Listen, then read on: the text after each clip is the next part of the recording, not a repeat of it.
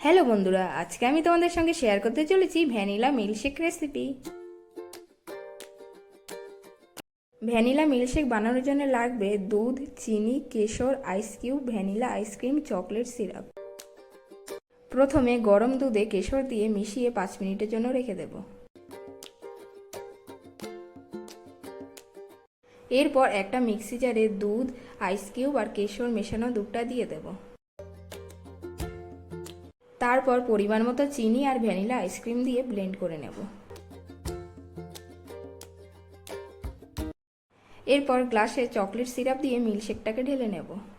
আর ঢেলে নিলেই ready vanilla milkshake recipe.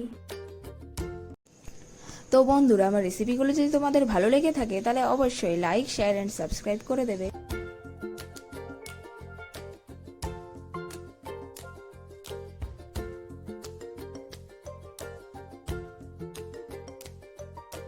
আর বন্ধুরা, আমার রেসিপিগুলো যদি তোমাদের ভালো লেগে থাকে তাহলে অবশ্যই একটা কমেন্ট করে দেবে।